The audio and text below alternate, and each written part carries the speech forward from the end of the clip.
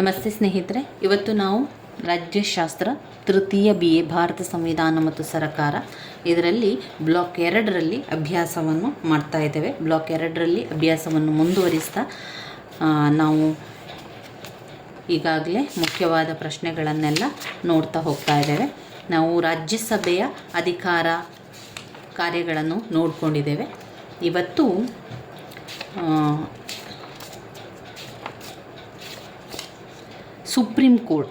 Supreme ಕೋರ್ಟಿನ ಅಧಿಕಾರ ಮತ್ತು ಕಾರ್ಯಗಳನ್ನು ತಿಳ್ಕೊಳ್ಳುವ. ಮುಖ್ಯವಾಗಿ ಸುಪ್ರೀಂ ಕೋರ್ಟ್ನ ಅಧಿಕಾರ ಮತ್ತು ಕಾರ್ಯಗಳು, ಅದರ ಮೊದಲು ಸುಪ್ರೀಂ ಕೋರ್ಟ್ನ ರಚನೆಯ ಬಗ್ಗೆ ತಿಳ್ಕೊಳ್ಬೇಕು. ಯಾವ ರೀತಿ ರಚನೆಯನ್ನು ಮಾಡ್ತಾರೆ ಎನ್ನುವಂಥದ್ದು, ಸುಪ್ರೀಂ ಕೋರ್ಟಿನ ಅಧಿಕಾರ ಮತ್ತು ಕಾರ್ಯಗಳಲ್ಲಿರುವಂತಹ ಒಂದು ಪಾಯಿಂಟ್ಸ್ಗಳನ್ನು ಕೂಡ ತಿಳ್ಕೊಂಡು ಅದರ ಸಂಪೂರ್ಣ ವಿವರಣೆಯನ್ನು ಕೂಡ ನಾವು ತಿಳ್ಕೊಳ್ಳುವ. ಹಾಗೆಯೇ ನ್ಯಾಯಾಂಗದ ವಿಮರ್ಶೆ ಕೂಡ ತಿಳ್ಕೊಳ್ಬೇಕು. ಸುಪ್ರೀಂ ಕೋರ್ಟ್ನ ನ್ಯಾಯಾಂಗದ ವಿಮರ್ಶೆ, ಸುಪ್ರೀಂ ಕೋರ್ಟ್ ಎನ್ನುವಂಥದ್ದು ಸರ್ವೋಚ್ಚ ನ್ಯಾಯಾಲಯಕ್ಕೆ ಏನು ಹೇಳ್ತೇವೆ, ಸುಪ್ರೀಂ ಕೋರ್ಟಿಗೆ ನಾವು ಸರ್ವೋಚ್ಚ ನ್ಯಾಯಾಲಯ ಅಂತ ಹೇಳುವಂಥದ್ದು. ಮೊದಲಿಗೆ ನಾವು ಸುಪ್ರೀಂ ಕೋರ್ಟಿನ ರಚನೆಯ ಬಗ್ಗೆ ತಿಳ್ಕೊಳ್ಳೋಣ.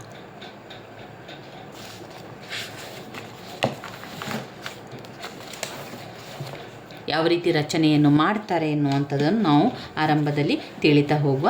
ನಾನು ನಿಮಗೆ ಇದರಲ್ಲಿರುವಂಥ ವಿಚಾರಗಳನ್ನು ಹೇಳ್ತಾ ಹೋಗ್ತಾನೆ, ನಿಧಾನದಲ್ಲಿ ಹೇಳ್ತಾ ಹೋಗ್ತಾನೆ. ನೀವು ನಿಮ್ಮ ಕೆಲಸ ಮಾಡುವುದರ ಜೊತೆಗೆ ಇದನ್ನು ಕೇಳ್ಕೊಳ್ಳಿ, ಅಥವಾ ಟ್ರಾವೆಲ್ ಮಾಡ್ತಾ ಇರಬೇಕಾದ್ರೆ ಕೇಳ್ಕೊಳ್ಳಿ. ನೀವು ಕೆಲಸಕ್ಕೆ ಹೋಗ್ತಾ ಇರುವಂಥ ಸಂದರ್ಭದಲ್ಲಿ ಹೋಗುವಂಥ ಸಮಯ ಅಂದರೆ ನಾವು ಹೋಗುವಂಥ ಬರುವ ಆ ಸಮಯವನ್ನು ಸುಮ್ಮನೆ ಕಳೆಯುವುದರಿಂದ ಈ ರೀತಿಯಾಗಿ ಬೇಕಾಗಿರುವಂಥ ಮುಖ್ಯವಾದಂತಹ ಪಾಯಿಂಟ್ಸ್ಗಳನ್ನು ನಾವು ತಿಳಿತಾ ಹೋದರೆ ನಮಗೆ ಅದು ನೆನಪಲ್ಲಿ ಉಳಿಯಲಿಕ್ಕೆ ಸಹಾಯ ಆಗ್ತದೆ. ಈಗ ನಿಮಗೆ ಮೊದಲು ಸುಪ್ರೀಂ ಕೋರ್ಟ್ನನ್ನು ಯಾವ ರೀತಿ ರಚನೆ ಮಾಡುವಂಥದ್ದು, ಅಲ್ಲಿ ಯಾವ ರೀತಿಯ ಅರ್ಹತೆಗಳು ಬೇಕು, ಅವರ ಒಂದು ನಿಯಮಗಳೇನು ಎನ್ನುವಂಥದ್ದು ಮೊದಲಿಗೆ ನಿಮಗೆ ಅರ್ಥ ಆಗಬೇಕು. ಈ ಒಂದು ವಿಚಾರವನ್ನು ಕೇಳ್ಕೊಳ್ಳಿ, ಸರಿಯಾಗಿ ಕೇಳ್ಕೊಳ್ಳಿ. ನಾನು ನಿಧಾನದಲ್ಲಿ ಎಲ್ಲವನ್ನು ಕೂಡ ನಿಮಗೆ ತಿಳಿಸ್ತಾ ಹೋಗ್ತೇನೆ. ಆವಾಗ ಆ ಒಂದು ನಿಯಮಗಳೇನಿದೆ, ಅದರ ವಿಚಾರ ಏನಿದೆ ಎನ್ನುವಂಥದ್ದು ನಿಮಗೆ ಗೊತ್ತಾಗ್ತಾ ಹೋಗ್ತದೆ.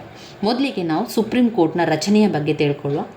ಭಾರತ ಸಂವಿಧಾನದ 124ನೆಯ ವಿಧಿಯಲ್ಲಿ ಸುಪ್ರೀಂ ಕೋರ್ಟ್ನ ರಚನೆ, ಅಧಿಕಾರ, ಕಾರ್ಯಗಳ ಬಗ್ಗೆ ಭಾರತದ ಪಾರ್ಲಿಮೆಂಟ್ ಶಾಸನ ಮಾಡುವ ಅಧಿಕಾರವಿದೆ ಎಂದು ತಿಳಿಸುತ್ತದೆ.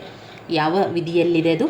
ಸುಪ್ರೀಂ ಕೋರ್ಟಿನ ಬಗ್ಗೆ 124ನೆಯ ವಿಧಿ, 124ನೆಯ ವಿಧಿಯಲ್ಲಿ ಸುಪ್ರೀಂ ಕೋರ್ಟ್ನ ರಚನೆ, ಅಧಿಕಾರ, ಕಾರ್ಯದ ಬಗ್ಗೆ ಇದೆ. ಭಾರತದ ಪಾರ್ಲಿಮೆಂಟ್ ಏನು ಹೇಳ್ತದೆ ಅಂತ ಹೇಳಿದರೆ, ಶಾಸನ ಮಾಡುವಂಥ ಅಧಿಕಾರವಿದೆ ಅಂತ ತಿಳಿಸ್ತದೆ. ಭಾರತ ಸರ್ಕಾರ 1935ರ ಕಾನೂನಿನ ಅನ್ವಯ 1937ರಲ್ಲಿ ಸಂಯುಕ್ತ ನ್ಯಾಯಾಲಯವನ್ನು ಸೃಷ್ಟಿಸಿತು. 1950ರಲ್ಲಿ ಅಂಗೀಕರಿಸಿದ ಭಾರತದ ಸಂವಿಧಾನವು ಸಹ ಇದನ್ನು ಅಂಗೀಕರಿಸಿ ರಾಷ್ಟ್ರದ ಸಮಗ್ರತೆ ಮತ್ತು ಏಕತೆಯ ದೃಷ್ಟಿಯಿಂದ ಇಡೀ ರಾಷ್ಟ್ರಕ್ಕೆ ಅನ್ವಯಿಸುವಂತಹ ಏಕೀಕೃತ ನ್ಯಾಯಾಂಗ ವ್ಯವಸ್ಥೆಯನ್ನು ಸೃಷ್ಟಿಸಲಾಗಿದೆ. ಹಾಗೂ ನ್ಯಾಯಾಂಗವು ಸ್ವತಂತ್ರವಾಗಿ ಮತ್ತು ನಿಷ್ಪಕ್ಷಪಾತವಾಗಿ ಕಾರ್ಯನಿರ್ವಹಿಸುವಂತಹ ವ್ಯವಸ್ಥೆಯನ್ನು ಮಾಡಲಾಗಿದೆ. ಭಾರತ ಸುಪ್ರೀಂ ಕೋರ್ಟ್ ಜನವರಿ 26, 1950ರಲ್ಲಿ ಅಸ್ತಿತ್ವಕ್ಕೆ ಬಂದಿತು.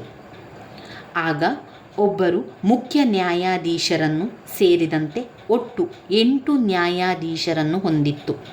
1986ರಿಂದ ಮುಖ್ಯ ನ್ಯಾಯಾಧೀಶರು ಸೇರಿದಂತೆ 1956ರಲ್ಲಿ 16 ನ್ಯಾಯಾಧೀಶರಿದ್ದರು. ಪ್ರಸ್ತುತವಾಗಿ 31 ಒಟ್ಟು ನ್ಯಾಯಾಧೀಶರುಗಳನ್ನು ಹೊಂದಿದೆ. ಇಲ್ಲಿ ಸುಪ್ರೀಂ ಕೋರ್ಟಿನಲ್ಲಿ ಒಟ್ಟು 31 ನ್ಯಾಯಾಧೀಶರನ್ನು ಹೊಂದಿದ್ದಾರೆ.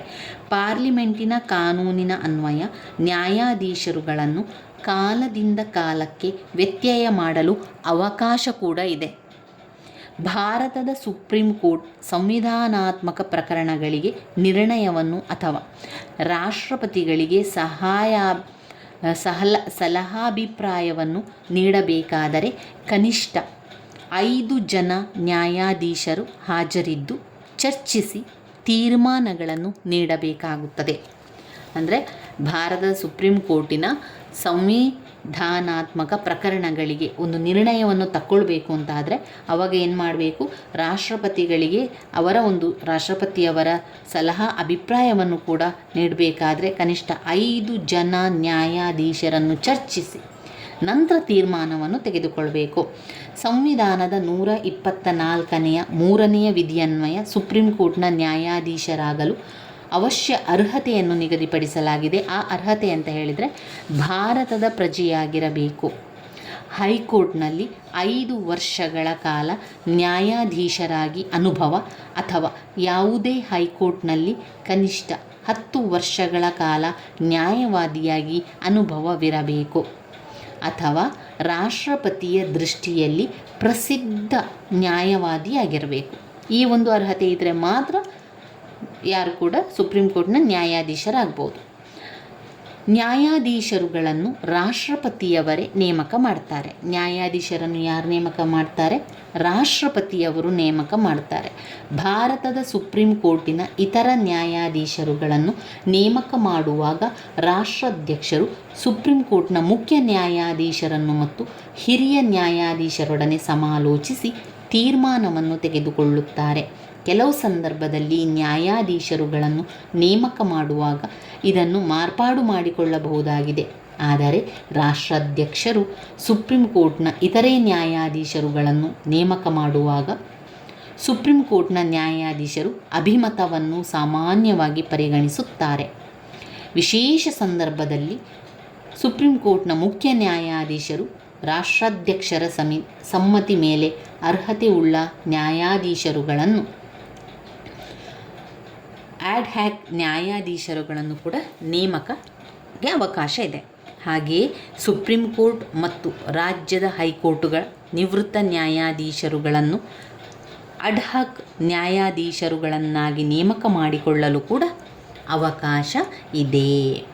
ಸುಪ್ರೀಂ ಕೋರ್ಟ್ನ ಮುಖ್ಯ ನ್ಯಾಯಾಧೀಶರು ಮತ್ತು ಇತರೆ ನ್ಯಾಯಾಧೀಶರುಗಳನ್ನು ರಾಷ್ಟ್ರಾಧ್ಯಕ್ಷರು ನೇಮಕ ಮಾಡ್ತಾರೆ.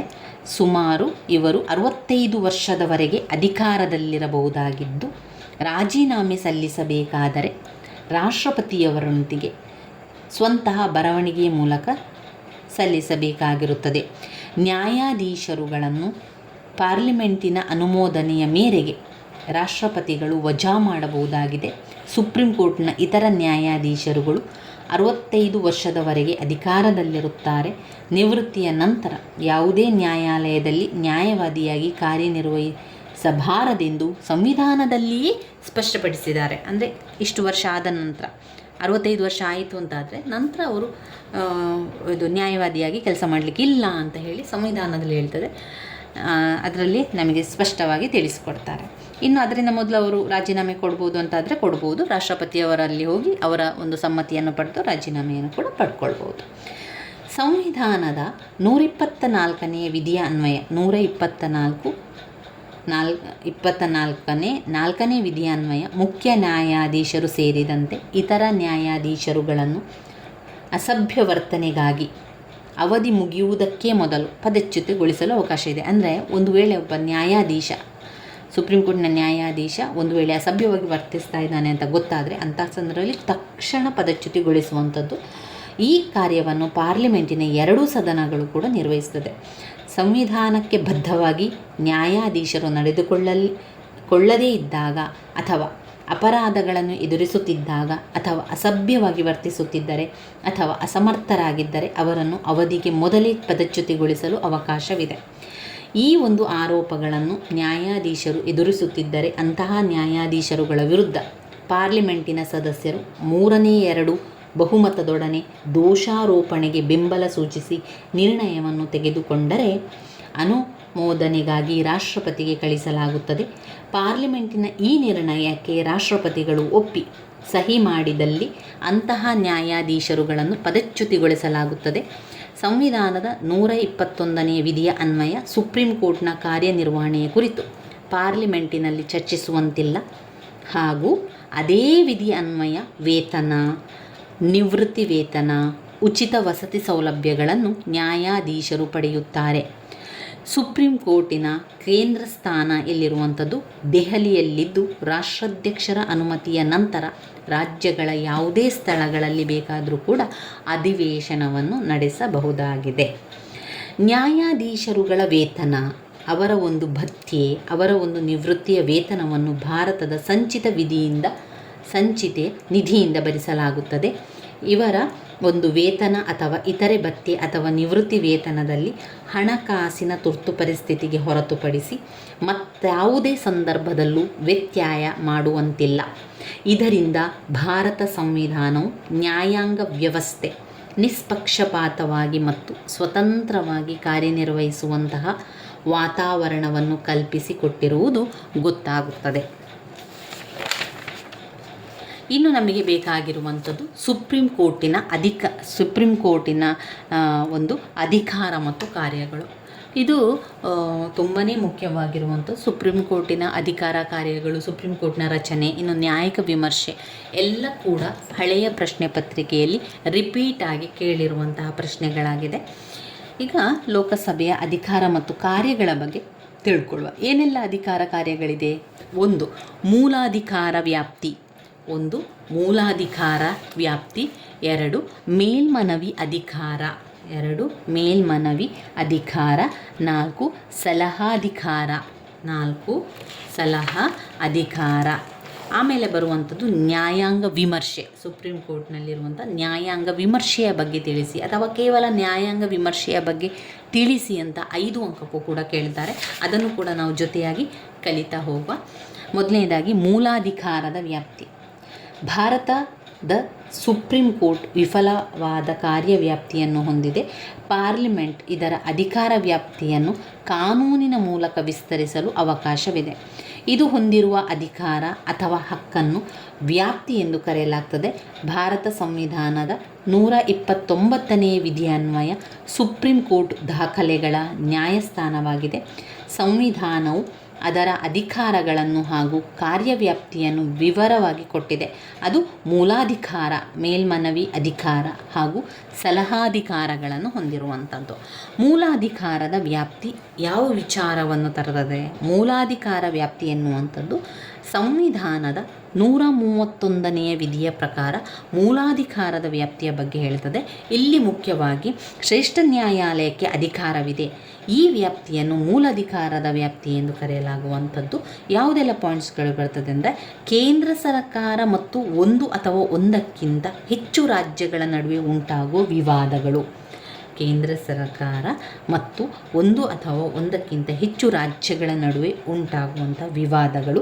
2, ಕೇಂದ್ರ ಸರ್ಕಾರ ಮತ್ತು ಯಾವುದಾದರೂ ರಾಜ್ಯ ಮತ್ತು ಇತರ ರಾಜ್ಯಗಳ ನಡುವೆ ಉಂಟಾಗುವ ವಿವಾದಗಳು. ಕೇಂದ್ರ ಸರ್ಕಾರ ಮತ್ತು ಯಾವುದಾದರೂ ರಾಜ್ಯ ಮತ್ತು ಇತರ ರಾಜ್ಯಗಳ ನಡುವೆ ಉಂಟಾಗುವ ವಿವಾದಗಳು. 3, 2 ಅಥವಾ 2ಕ್ಕಿಂತ ಹೆಚ್ಚು ರಾಜ್ಯಗಳ ನಡುವೆ ಉಂಟಾಗುವ ವಿವಾದಗಳು. 2 ಅಥವಾ 2ಕ್ಕಿಂತ ಹೆಚ್ಚು ರಾಜ್ಯಗಳ ನಡುವೆ ಉಂಟಾಗುವಂಥ ವಿವಾದಗಳು. ಇಂತಹ ವಿವಾದಗಳು ಕಾನೂನು ಅಥವಾ ವಾಸ್ತವಾಂಶಗಳಿಗೆ ಸಂಬಂಧಿಸಿದವುಗಳಾಗಿದ್ದು, ಇವುಗಳ ಆಧಾರದ ಮೇಲೆ ನ್ಯಾಯಬದ್ಧವಾದ ಹಕ್ಕುಗಳನ್ನು ನಿರ್ಧರಿಸಬೇಕಾದಲ್ಲಿ ಮಾತ್ರ ಅವು ಶ್ರೇಷ್ಠ ನ್ಯಾಯಾಲಯದ ಮೂಲ ವ್ಯಾಪ್ತಿಗೆ ಒಳಪಡುತ್ತದೆ.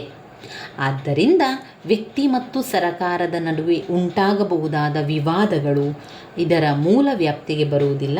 ಆದರೆ ಮೂಲಭೂತ ಹಕ್ಕುಗಳಿಗೆ ಸಂಬಂಧಿಸಿದಂತೆ ಕೇಂದ್ರ ಅಥವಾ ರಾಜ್ಯ ಸರಕಾರಗಳಿಂದ ಧಕ್ಕೆ ಉಂಟಾದಾಗ ಬಂದಿ ಪ್ರತ್ಯಕ್ಷೀಕರಣ, ಪರಮಾದೇಶ, ಸರ್ಶಿಯೋರರಿ, ಕೋವರೆಂಟೋ ಇವೇ ಮೊದಲಾದ ಆಜ್ಞೆಗಳನ್ನು ಹೊರಡಿಸುವ ಮೂಲಕ ವ್ಯಕ್ತಿಯ ಮೂಲಭೂತ ಹಕ್ಕುಗಳನ್ನು ರಕ್ಷಿಸುತ್ತದೆ. ಸುಪ್ರೀಂ ಕೋರ್ಟ್ನ ಈ ಮೂಲ ಅಧಿಕಾರ ವ್ಯಾಪ್ತಿಯು ಒಂದು ವಿಶೇಷ ಅಧಿಕಾರವಾಗಿದ್ದು, ಸಂವಿಧಾನಕ್ಕೆ ಅರ್ಥ, ವಿವರಣೆ ನೀಡಿ ವ್ಯಾಖ್ಯಾನಿಸುವ ಅಧಿಕಾರವನ್ನು ಕೂಡ ಹೊಂದಿದೆ. ಇದು ಮೂಲಾಧಿಕಾರದ ವ್ಯಾಪ್ತಿಯಲ್ಲಿ ಬರ್ತದೆ. ಇನ್ನು ಎರಡನೇದಾಗಿ ಮೇಲ್ಮನವಿ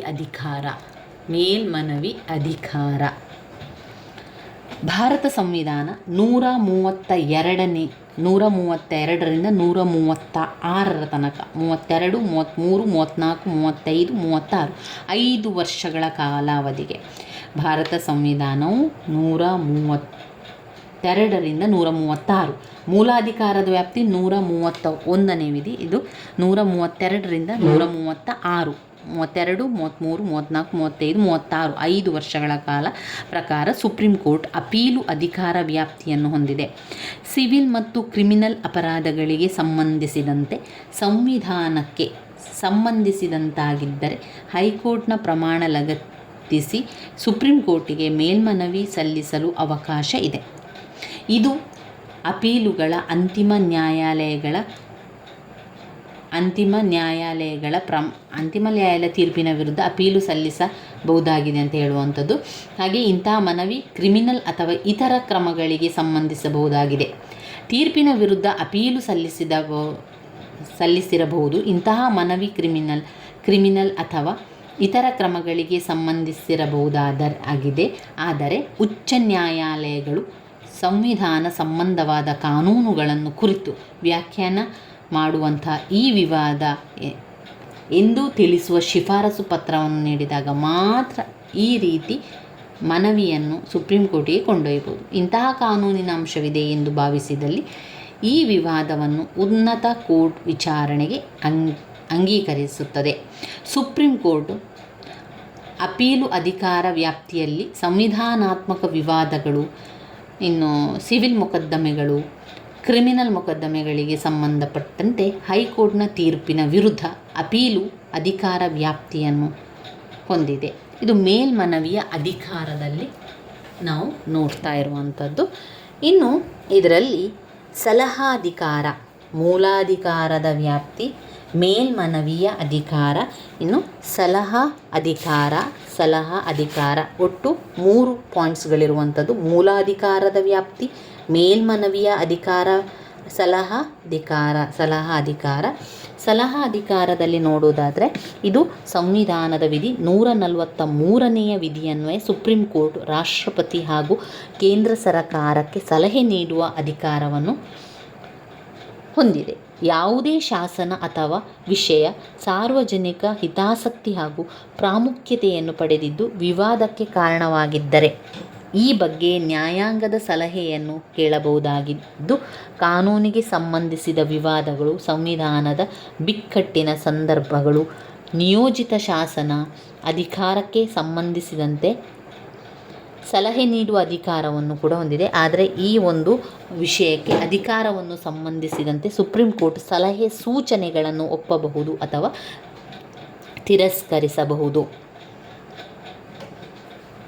ಭಾರತ ಸಂವಿಧಾನದ 136ನೇ ವಿಧಿಯನ್ವಯ ಸುಪ್ರೀಂ ಕೋರ್ಟ್ನ ಅಧಿಕಾರ ವ್ಯಾಪ್ತಿಯ ಚುನಾವಣೆಯ ಟ್ರಿಬ್ಯುನಲ್ ನಿರ್ಣಯಗಳಿಗೂ ಎತ್ತರಿಸಲ್ಪಟ್ಟಿದೆ ಹಾಗೂ ಇದೇ ವಿಧಿಯನ್ವಯ ಇದರ ವ್ಯಾಪ್ತಿಯ ಕೈಗಾರಿಕಾ ನ್ಯಾಯ ನಿರ್ಣಯಗಳಿಗೂ ವಿಸ್ತರಿಸಲ್ಪಟ್ಟಿದೆ. ಇನ್ನು ಈಗ ನಾವು ತಿಳಿದಿರುವಂಥ ಅಧಿಕಾರಗಳ ವ್ಯಾಪ್ತಿಯ ಜೊತೆಗೆ 126ನೇ ವಿಧಿಯ ಪ್ರಕಾರ ಸುಪ್ರೀಂ ಕೋರ್ಟ್ನ ದಾಖಲೆಗಳು ನ್ಯಾಯಾಲಯವಾಗಿದೆ. ಹಾಗೆಯೇ ಸುಪ್ರೀಂ ಕೋರ್ಟ್ ನೀಡಿದ ತೀರ್ಪನ್ನು ಉಲ್ಲಂಘಿಸಿದರೆ ಏನಾಗ್ತದೆ ಅಂತ ಅವರಿಗೆ ಶಿಕ್ಷೆ ನೀಡುವ ಅಧಿಕಾರ ಕೂಡ ಹೊಂದಿದೆ. ಹಾಗೆಯೇ ಸಂವಿಧಾನದ 71ನೇ ವಿಧಿಯನ್ವಯ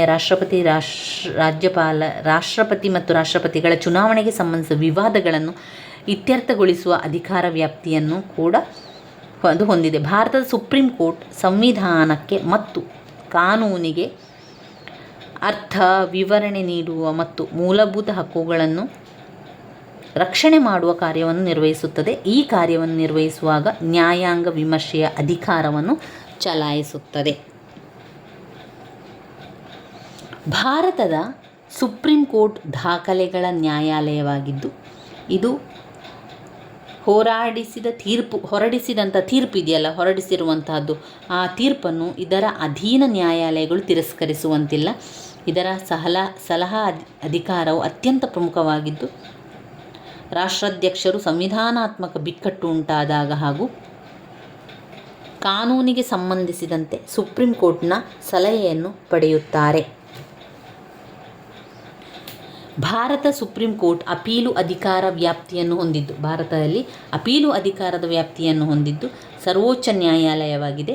ಇದು ತನ್ನ ಅಧಿಕಾರ ಚಲಾಯಿಸುವಲ್ಲಿ ನಿರ್ಣಾಯಕವಾದ ಪಾತ್ರವನ್ನು ನಿರ್ವಹಿಸುತ್ತಿದ್ದು ಈವರೆಗೆ ಅನೇಕ ಐತಿಹಾಸಿಕ ತೀರ್ಪುಗಳನ್ನು ನೀಡಿರುವ ಅನೇಕ ಉದಾಹರಣೆಗಳು ಕೂಡ ಉಂಟು. ಅವುಗಳಲ್ಲಿ ಮುಖ್ಯವಾದವುಗಳೆಂದರೆ 1995ರ ಕರ್ನಾಟಕದ ವಾಸುದೇವ್ ಪ್ರಕರಣ, ಆಮೇಲೆ 1967ರ ಗೋಲಕನಾಥ ಪ್ರಕರಣ ಕೂಡ ಅದರಲ್ಲಿ ಬರ್ತದೆ. ಇವಿಷ್ಟು ವಿಚಾರಗಳು ಅಧಿಕಾರ ಮತ್ತು ಕಾರ್ಯಕ್ಕೆ ಬಂತು. ಮೂಲ ಅಧಿಕಾರದ ವ್ಯಾಪ್ತಿ, ಮೇಲ್ಮನವಿಯ ಅಧಿಕಾರ, ಸಲಹಾ ಅಧಿಕಾರಗಳು. ಇನ್ನು ಅದರಲ್ಲಿ ಬಂದಿರುವಂತಹ 5 ಅಂಕದ ಪ್ರಶ್ನೆ ಅಂತ ಹೇಳಿದರೆ ನ್ಯಾಯಾಂಗ ವಿಮರ್ಶೆ.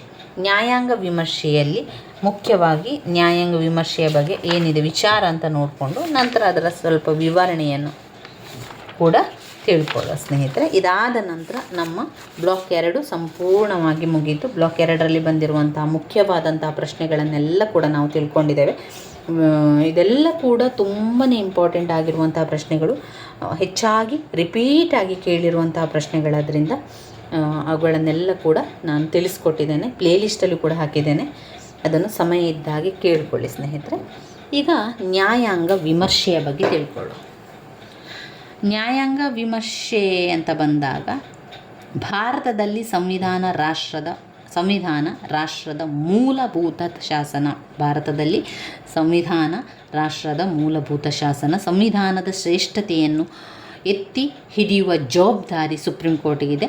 ಈ ಜವಾಬ್ದಾರಿಯನ್ನು ನ್ಯಾಯಾಂಗ ವಿಮರ್ಶನಾಧಿಕಾರಿಯ ಮೂಲಕ ಚಲಾಯಿಸುತ್ತದೆ. ನ್ಯಾಯಾಂಗ ವಿಮರ್ಶೆಯು ಸಂವಿಧಾನದ ಪರಮೋಚ್ಚತೆಯಾಗಿದ್ದು, ನ್ಯಾಯಾಂಗವು ಸಂವಿಧಾನಕ್ಕೆ ಕಾನೂನಿನ ಅರ್ಥ, ವಿವರಣೆ ಹಾಗೂ ವ್ಯಾಖ್ಯಾನಿಸಲು ಇರುವಂತಹ ಒಂದು ವಿಶಿಷ್ಟ ಬಗೆಯ ಅಧಿಕಾರವಾಗಿದೆ. ಹಾಗೂ ನ್ಯಾಯಾಂಗ ಹೊಂದಿರುವ ಈ ಬಗೆಯ ಅಧಿಕಾರದಿಂದ ಸರ್ಕಾರದ ಮೇಲೆ ನಿಯಂತ್ರಣ ಹೊಂದಲು ಸಾಧ್ಯವಿದೆ. ಈ ಹಿನ್ನೆಲೆಯಲ್ಲಿ ಅಮೆರಿಕ, ಬ್ರಿಟನ್, ಭಾರತ ನ್ಯಾಯಾಂಗದ ವಿಮರ್ಶೆಯನ್ನು ಇಲ್ಲಿ ವಿವರಿಸಲು ಪ್ರಯತ್ನಿಸಲಾಗಿದೆ. ನ್ಯಾಯಾಂಗ ವಿಮರ್ಶೆಯ ಅರ್ಥವನ್ನು ತಿಳ್ಕೊಳ್ಳೋಣ. ಭಾರತ ಸಂವಿಧಾನವೇ ಮೂಲಭೂತ ಕಾನೂನಾಗಿದೆ. ಸರ್ಕಾರದ 3 ಅಂಶಗಳಾದಂತಹ ಶಾಸಕಾಂಗ, ಕಾರ್ಯಾಂಗ, ನ್ಯಾಯಾಂಗಗಳಲ್ಲಿ ಅಧಿಕಾರ ಮತ್ತು ಕಾರ್ಯಗಳನ್ನು ನಿಗದಿಪಡಿಸಲಾಗಿದೆ. ಇನ್ನು ಇವುಗಳ ಸಂವಿಧಾನ ಚೌಕಟ್ಟಿನಲ್ಲಿ ನಿಗದಿಪಡಿಸಲಾಗಿರುವಂತಹ ಅಧಿಕಾರ ಮತ್ತು ಕಾರ್ಯಗಳನ್ನು ಚಲಾಯಿಸುತ್ತಾರೆ. ನಮ್ಮ ಸಂವಿಧಾನವು ನ್ಯಾಯಾಂಗ ವ್ಯವಸ್ಥೆಯನ್ನು ಸ್ವತಂತ್ರವಾಗಿ ಕಾರ್ಯನಿರ್ವಹಿಸುವಂತೆ ವ್ಯವಸ್ಥಿತಗೊಳಿಸಲಾಗಿದೆ. ಪ್ರಜಾಪ್ರಭುತ್ವದ ಯಶಸ್ವಿಗಾಗಿ ಕಾರ್ಯನಿರ್ವಹಿಸುವಂತಹ ವಾತಾವರಣವನ್ನು ಕಲ್ಪಿಸಿಕೊಡಲಾಗಿದೆ. ಭಾರತದ ಪಾರ್ಲಿಮೆಂಟ್ ಶಾಸನ ರಚಿಸುವ ಜವಾಬ್ದಾರಿಯನ್ನು ಹೊಂದಿದ್ದು, ಈ ಶಾಸನಗಳನ್ನು ಜಾರಿಗೊಳಿಸುವ ಜವಾಬ್ದಾರಿಯನ್ನು ಕಾರ್ಯಾಂಗ ನಿರ್ವಹಿಸುತ್ತದೆ. ಕೆಲವೊಮ್ಮೆ ಏನು ಮಾಡ್ತದೆ, ಕಾರ್ಯನಿರ್ವಹಣೆಯ ಸಂದರ್ಭದಲ್ಲಿ ವಾದ ವಿವಾದಗಳೆಲ್ಲ ಉಂಟಾಗ್ತದೆ. ಅಂತಹ ಸಂದರ್ಭದಲ್ಲಿ ಇತ್ಯರ್ಥಪಡಿಸುವಾಗ ಅಥವಾ ಕೆಲವು ಸಂದರ್ಭದಲ್ಲಿ ಇವುಗಳ ಬಗ್ಗೆ ವಿಮರ್ಶಿಸುವಂತಹ ಅಧಿಕಾರ ಸುಪ್ರೀಂ ಕೋರ್ಟಿಗಿದೆ. ಅಂದರೆ ಸಂವಿಧಾನದ ಸರ್ವಶ್ರೇಷ್ಠತೆಯನ್ನು ಕಾಪಾಡುವಂತಹ ಜವಾಬ್ದಾರಿ ಸುಪ್ರೀಂ ಕೋರ್ಟಿಗೆ ಸೇರಿದೆ. ಅಂದರೆ ಕೆಲವು ಸಂದರ್ಭದಲ್ಲಿ ಜನರ ಮೂಲಭೂತ ಹಕ್ಕುಗಳನ್ನು ಶಾಸಕಾಂಗ ಅಥವಾ ಕಾರ್ಯಾಂಗ ಉಲ್ಲಂಘಿಸಬಹುದಾಗಿದೆ ಹಾಗೂ ಜನವಿರೋಧಿ ಕಾನೂನುಗಳನ್ನು ರಚಿಸಬಹುದಾಗಿದೆ. ಇಂತಹ ಸಂದರ್ಭದಲ್ಲಿ ಸುಪ್ರೀಂ ಕೋರ್ಟ್ ಸರ್ಕಾರವನ್ನು ಟೀಕಿಸಬಹುದು ಹಾಗೂ ಸಂವಿಧಾನ ಬಾಹಿರವೆಂದು ಘೋಷಿಸಬಹುದು. ಆದರೆ ಸುಪ್ರೀಂ ಕೋರ್ಟ್ನ ಈ ತೀರ್ಪಿನ ಬಗ್ಗೆ ಪಾರ್ಲಿಮೆಂಟ್ ಅಸಮ್ಮತಿಸಬಹುದು ಹಾಗೂ ಪಾರ್ಲಿಮೆಂಟ್ನ ಸದಸ್ಯರು ಬಯಸಿದರೆ ಸಂವಿಧಾನಕ್ಕೆ ತಿದ್ದುಪಡಿ ಮಾಡಲು ಕೂಡ ಅವಕಾಶವಿದ್ದು, ತಿದ್ದುಪಡಿ ಮಾಡುವ ಮೂಲಕ ಅಂತಿಮವಾಗಿ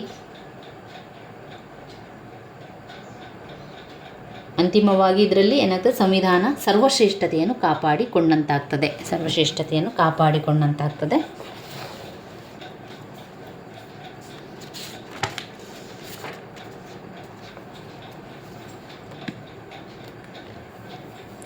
ನ್ಯಾಯಾಂಗ ವಿಮರ್ಶೆ ಎಂದರೆ ಒಂದು ರಾಷ್ಟ್ರದ ಅಥವಾ ಮೂಲ ಕಾನೂನಿಗೆ ವಿರುದ್ಧವಾಗಿರುವಂತಹ ಯಾವುದೇ ಕಾನೂನನ್ನು ಅನೂರ್ಜಿತಗೊಳಿಸಲು ಸುಪ್ರೀಂ ಕೋರ್ಟ್ ಅಥವಾ ರಾಷ್ಟ್ರದ ಅತ್ಯುನ್ನತ ನ್ಯಾಯಾಂಗಕ್ಕೆ ಇರುವ ಅಧಿಕಾರವೇ ಆಗಿದೆ. ನ್ಯಾಯಾಂಗ ಸಭೆಯನ್ನು ಕುರಿತು ಲೇಖಕರುಗಳಾದ ಫರ್ಗಸನ್ ಮತ್ತು ಮೆಕ್ಕಾನಿಯಮ್ ಅವರು ಸಂವಿಧಾನ ಅಥವಾ ಮೂಲ ಕಾನೂನಿಗೆ ವಿರುದ್ಧವಾಗಬಲ್ಲಂತಹ ಯಾವುದೇ ಕಾನೂನು ಅಥವಾ ಅಧಿಕಾರಿಯ ಕಾರ್ಯವನ್ನು ಅಸಂವೈಧಾನಿಕ ಎಂದು ಘೋಷಿಸುವಂತಹ ನ್ಯಾಯಾಂಗ ಅಧಿಕಾರವೇ ಆಗಿದೆ ಎಂದಿದ್ದಾರೆ ಪ್ರೊಫೆಸರ್ ಹೆನ್ರಿ ಅಬ್ರಾಹಂ ಅವರು. Henry Abraham. ರಾಜ್ಯದ ಮೂಲ ಕಾನೂನು ಅಥವಾ ಸಂವಿಧಾನಕ್ಕೆ ವಿರೋಧವಾಗಬಲ್ಲದಂತಹ ಸಾರ್ವಜನಿಕ ಅಧಿಕಾರಗಳ ಕಾರ್ಯಚಟುವಟಿಕೆಯನ್ನು ಅಸಂವೈಧಾನಿಕ ಘೋಷಿಸಲು ಇರುವ ನ್ಯಾಯಾಂಗದ ಅಧಿಕಾರವೇ ನ್ಯಾಯಾಂಗ ವಿಮರ್ಶೆ.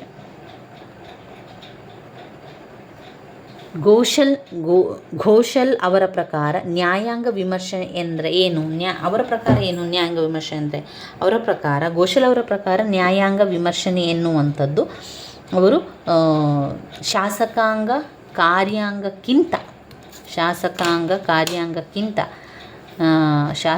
ಕಾರ್ಯಕ್ಕಿಂತ ನ್ಯಾಯಾಂಗ ಶ್ರೇಷ್ಠತೆಯ ಸಂಕೇತವಿರುವುದೇ ಆಗಿದೆ. ಶ್ರೇಷ್ಠ ಸಂಕೇತವಿರುವುದು. ಒಟ್ಟಿನಲ್ಲಿ ನ್ಯಾಯಾಂಗ ವಿಮರ್ಶೆ ಎಂದರೆ ಸಂವಿಧಾನದ ಪರಮೋಚ್ಚತೆಯಾಗಿದ್ದು, ನ್ಯಾಯಾಂಗವು ಸಂವಿಧಾನಕ್ಕೆ ಕಾನೂನಿಗೆ ಅರ್ಥ ವಿವರಣೆ ನೀಡಲು ಮತ್ತು ವ್ಯಾಖ್ಯಾನಿಸಲು ಇರುವ ಅಧಿಕಾರವೇ ಆಗಿದೆ. ನ್ಯಾಯಾಂಗವು ವಿವಿಧ ರೀತಿಯ ವಾದ ವಿವಾದಗಳಿಗೆ ಸಂಬಂಧಿಸಿದಂತೆ ತೀರ್ಮಾನಗಳನ್ನು ನೀಡುತ್ತದೆ. ಹೀಗೆ ತೀರ್ಮಾನಗಳನ್ನು ನೀಡುವಾಗ ಸಂವಿಧಾನಕ್ಕೆ ಕೆಲವೊಂದು ಮಾರ್ಪಾಡುಗಳಾಗುವ ಸಾಧ್ಯತೆ ಇರುತ್ತದೆ. ಭಾರತದ ಸಂವಿಧಾನವು ಸರಕಾರದ ವಿವಿಧ ಅಂಗಗಳ ಕಾರ್ಯವನ್ನು ಕುರಿತಂತೆ ಅದು ವಿವರಿಸಿದ್ದರೂ ಭಾರತ ಸುಪ್ರೀಂ ಕೋರ್ಟ್ ಸಂವಿಧಾನವನ್ನು ಅರ್ಥೈಸುವ ಅಧಿಕಾರವನ್ನು ಹೊಂದಿದೆ. ಅದನ್ನು ಭಾರತದಲ್ಲಿ ನ್ಯಾಯಾಂಗ ವಿಮರ್ಶನಾಧಿಕಾರ ಅಂತ ಕರೆಯಲಾಗುವಂಥದ್ದು. ಇನ್ನು ಭಾರತದಲ್ಲಿ ನ್ಯಾಯಾಂಗ ವಿಮರ್ಶೆ ಅಂತ ಹೇಳಿದಾಗ ನ್ಯಾಯಾಂಗದಲ್ಲಿ ಏನೆಲ್ಲ ಹೇಳಿದ್ದಾರೆ ಅದನ್ನೆಲ್ಲ ಬರಿತಾ ಹೋಗಬೇಕು. ಅಂದರೆ ಈಗ ಒಂದು ಸುಪ್ರೀಂ ಕೋರ್ಟ್ ನೀಡಿದ ತೀರ್ಪಿನಲ್ಲಿ ನ್ಯಾಯಾಂಗದ ನ್ಯಾಯಿಕ ವಿಮರ್ಶನಾಧಿಕಾರವನ್ನು ಸಂವಿಧಾನದ ತಿದ್ದುಪಡಿಯ ಮೂಲಕ ಮೊಟಕುಗೊಳಿಸುವಂತಹ ಅಧಿಕಾರ ಪಾರ್ಲಿಮೆಂಟಿಗೂ ಇಲ್ಲ ಎಂದು ಹೇಳಿದ್ದು. ನ್ಯಾಯಾಂಗ ವಿಮರ್ಶನಾಧಿಕಾರವು ಸಂವಿಧಾನದ 32 ಮತ್ತು 226ನೇ ವಿಧಿಯ ಮೂಲಕ ಸುಪ್ರೀಂ ಕೋರ್ಟಿಗೆ ನ್ಯಾಯಾಂಗ ವಿಮರ್ಶನಾಧಿಕಾರವು ಇದೆ ಎಂದು ಅಲ್ಲಿ ತಿಳಿಸಲಾಗಿದೆ.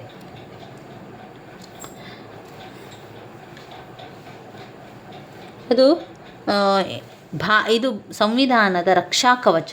ಭಾರತದ ಸರ್ವೋಚ್ಚ ನ್ಯಾಯಾಲಯದ ಸುಪ್ರೀಂ ಕೋರ್ಟ್ ಸಂವಿಧಾನದ ಯಾವುದೇ ವಿಧಿಯ ಬಗ್ಗೆ ಅರ್ಥ ವಿವರಣೆ ಹಾಗೂ ವಿಶ್ಲೇಷಣೆ ಮಾಡುವ ಅಧಿಕಾರ ವ್ಯಾಪ್ತಿಯನ್ನು ಹೊಂದಿದೆ ಎಂಬುದು ಗೊತ್ತಾಗ್ತದೆ. ಅಂದರೆ ಇಲ್ಲಿ ಸಂವಿಧಾನದ ರಕ್ಷಾ ಕವಚವಾಗಿ ಮೂಲಭೂತ ಹಕ್ಕುಗಳ ರಕ್ಷಣೆಗಾಗಿ ಮುಖ್ಯ ಸಲಹೆಗಾರನ ಕಾರ್ಯನಿರ್ವಹಿಸುತ್ತದೆ. ಆದರೆ ಪಾರ್ಲಿಮೆಂಟ್ ಹೊರಡಿಸಿದ ಕಾಯ್ದೆಯನ್ನಾಗಲಿ ರಾಷ್ಟ್ರಾಧ್ಯಕ್ಷರು ಹೊರಡಿಸಿದ ಕಾಯ್ದೆಯಾಗಲಿ ಆದೇಶ ಸುಗ್ರೀವಾಜ್ಞೆಗಳಾಗಲಿ ಅಸಿಂಧು ಎಂದು ಘೋಷಿಸುವ ಅಧಿಕಾರ ಅದಕ್ಕೆ ಹೊಂದಿಲ್ಲ.